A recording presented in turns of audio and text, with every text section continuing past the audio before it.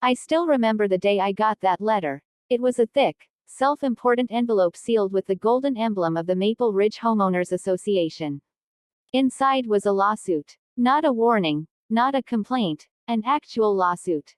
The president of the HOA, a woman named Karen Marshall, was suing me for non-compliance with community standards.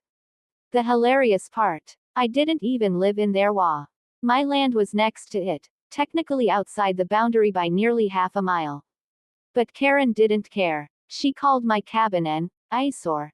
She said my gravel driveway decreased community value. She even complained about the color of my front porch light. Apparently, warm amber didn't fit her aesthetic. I thought it was a joke until I saw the official court stamp. But this wasn't my first time dealing with entitled HOA bullies. And this time, I had the upper hand. I'd bought my land 6 years earlier, 40 acres of forested piece bordering the Maple Ridge community. The HOA was created after I'd already bought my parcel, and I had deliberately not joined. I liked my freedom. I built my cabin by hand, grew vegetables, and minded my own business. My property was technically a private estate surrounded by public easement roads the HOA thought they owned. Karen had been a nuisance from the start. She'd show up at my fence line, clipboard in hand, pretending to inspect my mailbox or measure the height of my grass.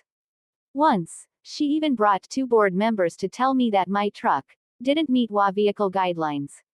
I laughed so hard I thought she'd call the cops for mockery.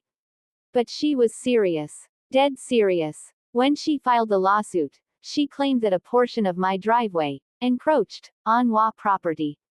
She wanted me fined $500 a day until I complied. I almost ignored it, until my lawyer friend, Angela, called me after reading the case. "You're gonna want to hear this," she said. "They just attached HOA boundary documents, and they're wrong. Like, legally wrong." Angela explained that the HOA had accidentally extended their jurisdiction over an area they didn't own. A mistake made when they copied the land survey to form their community lines. That meant every HOA action, fees, restrictions, even elections, could technically be invalid. My curiosity turned into quiet fury. When the court date came, I walked in wearing my work boots and flannel, no tie, no pretense. Karen arrived with 2 lawyers, a clipboard, and an expression like she'd already won. She gave me that smug half-smile that said, "You're not supposed to be here." "Mr. Hayes," the judge began, "the plaintiff alleges you're violating HOA code by living on property within their jurisdiction. How do you plead?" I stood up calmly and handed the judge my documents, Angela's work. "Your Honor, not only am I not in their HOA, but their HOA technically doesn't exist." The courtroom went silent. Karen blinked rapidly. I continued, "According to the original land registry and deed filings, the Maple Ridge HOA was incorporated with an invalid boundary description. That means their corporate charter is void under state law. Their votes, their fees, their enforcement, all of it, has no legal foundation." The judge took the papers, adjusted his glasses, and began reading. For a solid 3 minutes, the room was silent except for the turning of pages. Then, the judge looked up. "Mrs. Marshall," he said slowly, "it appears the defendant is correct. Your HOA's boundaries extend onto state land and private parcels not legally under your association. As such, your organization is operating without valid jurisdiction." Karen stammered, but we've been functioning for years." The judge replied, incorrectly, it seems. 3 minutes later, he signed the order. The Maple Ridge HOA was legally dissolved. Just like that. You could have heard a pin drop. Karen's face turned white. Her 2 lawyers started whispering frantically, probably realizing they'd just lost every dollar the HOA had spent on legal fees. I thanked the judge, walked out, and as I passed Karen, I said quietly, "Maybe next time, you'll leave people who live outside your little bubble alone." She didn't say a word. The fallout was glorious. Homeowners, suddenly free from Karen's tyranny, started cheering.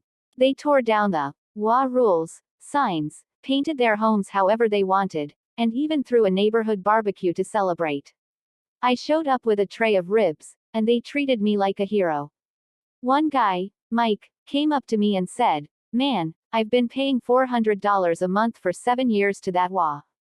You just saved me from another decade of hell." I just smiled. Guess freedom tastes good, huh? Dash dash dash. Weeks later, Karen moved out of the neighborhood entirely. I heard she tried to start another HOA somewhere else, but people Googled her name and wanted nothing to do with her. As for me, I rebuilt my fence, not to keep people out, but to remind myself that peace is worth protecting. I even started a small legal consulting business helping other homeowners who were bullied by HOAs. And sometimes, when I sit on my porch at sunset, watching the amber light flicker across my land, I think about how fast everything can change. 3 minutes. That's all it took to bring down years of greed and control. Because when you stand your ground, even against people who think they own everything, you remind them what ownership really means. Not control, not power, but freedom.